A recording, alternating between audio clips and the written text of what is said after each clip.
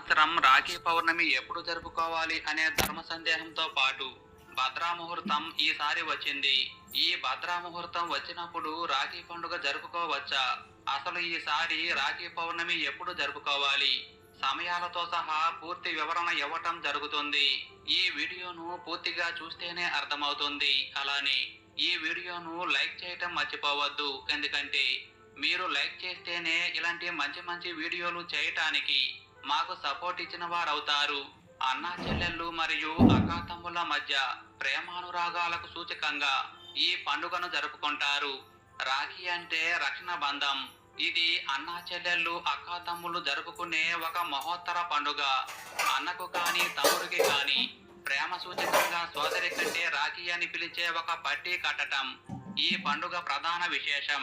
చెల్లెలు తన అన్నయ్య కాని తమ్ముడు కాని మహోన్నత శిఖరాలకు ఎదగాలని కోరుకుంటూ తమ్ముడికి కాని అన్నకు కాని కట్టేదే ఈ రాఖీ. అంతేకాదు తన సోదరుడు నలుగురిలో గొప్పగా బ్రతకాలని కోరుకుంటూ సోదరి రాఖీ కడుతుంది. ఇక ఈ సంవత్సరం రాఖీ పౌర్ణమి గురించి తెలియాలంటే మనకు ఈ సంవత్సరం శ్రావణ పౌర్ణమి తిథి సమయాల గురించి తెలియాలి. శ్రావణ శుద్ధ పౌర్ణమి తిథి ఈసారి ఆగస్టు 27వ తేదీ ఉదయం 9:08 ప్రారంభమై ఆగస్టు 28 ఉదయం 9:48 వరకు ఉంటుంది. మనం తిథిని గమనించినట్లయితే శ్రావణ పౌర్ణమి అనేది రాత్రిపూట ఉన్నది కేవలం ఆగస్టు 27వ తేదీ మాత్రమే. కావున రాఖీ పౌర్ణమిగా జరుపుకోవాలి. కానీ ఈ సంవత్సరం ఒక చిక్కు వచ్చింది. అదే భద్రా ముహూర్తం. అసలు ఈ భద్రా ముహూర్తం గురించి తెలుసుకుందాం.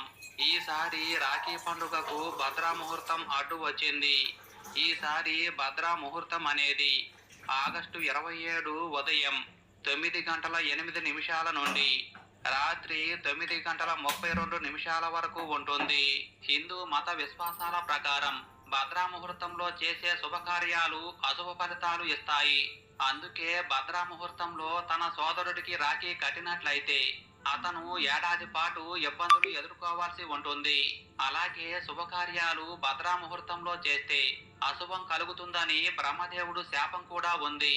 భద్రా ముహూర్తంలోనే రావణుడికి అతని సోదరి రాఖీ కట్టడం వల్ల లంకాధిపతి నాశనమయ్యాడని మన పురాణాలు చెప్తున్నాయి. అందుకే ఈ భద్రా ముహూర్తంలో ఏ శుభకార్యం చెయ్యరు. భద్రా ముహూర్తంలో రాఖీ కట్టడం నిషిద్ధం. అసలు ఎవరు ఈ భద్రామాత అని చాలా మందికి సందేహం రావచ్చు. మన హిందూ పురాణాల ప్రకారం సూర్యదేవుడి కుమార్తె భద్రామాతగా పరిగణిస్తారు. ఛాయాదేవికి జన్మించింది. అంటే శనిదేవుడికి ఈ భద్రామాత సోదరి. ఈమె ఆకారం భయంకరంగా ఉంటుందని మన పురాణాలు చెప్తున్నాయి. ఈమె అత్యంత నల్లగా పొడవైన జుట్టుతో అత్యంత పొడవైన దంతాలతో ఉంటుంది. ఈమె శనిదేవుడి సోదరి. శని స్వభావం కఠినంగా ఉంటుంది.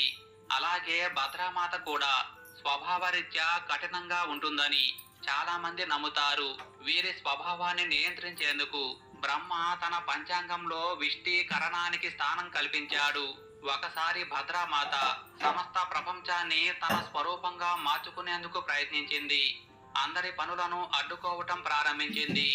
ఇది గమనించిన బ్రహ్మదేవుడు తనకు పరిస్థితులను వివరించి 7వ కరణవిష్టిగా కరణాల్లో చోటు కల్పించాడు.